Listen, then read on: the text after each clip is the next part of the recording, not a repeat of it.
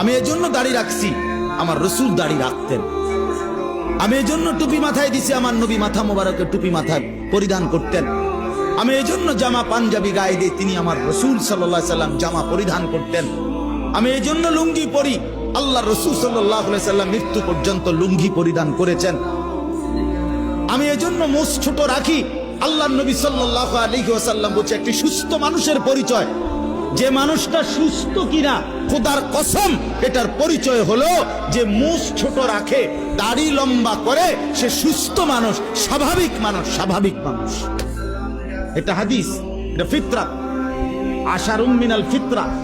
10টি জিনিস নবী বলছে মানুষের স্বভাবজাত অংশ, এর মধ্যে এই দুইটা একটা। নখ কাটা এটা একটা, যার নখ বড় সে অস্বাভাবিক মানুষ, প্রতিবন্ধী। যার মোষ বড় হয় প্রতিবন্ধী। হ্যাঁ হ্যাঁ, সাফ কথা। যে দাড়ি কাটে সে প্রতিবন্ধী, তার বুদ্ধি প্রতিবন্ধিতা আছে, বিবেক প্রতিবন্ধী। হ্যাঁ, যার নখ বড়, যে নাভির নিচের পশম কাটে না সে প্রতিবন্ধী, যে বগলের পশম উপড়ায় না সে প্রতিবন্ধী, যে নাক পরিষ্কার রাখে না সে প্রতিবন্ধী। রাসূলুল্লাহ সাল্লাল্লাহু আলাইহি ওয়াসাল্লাম, এটা ফিতরাত, স্বভাবজাত অংশ এটা।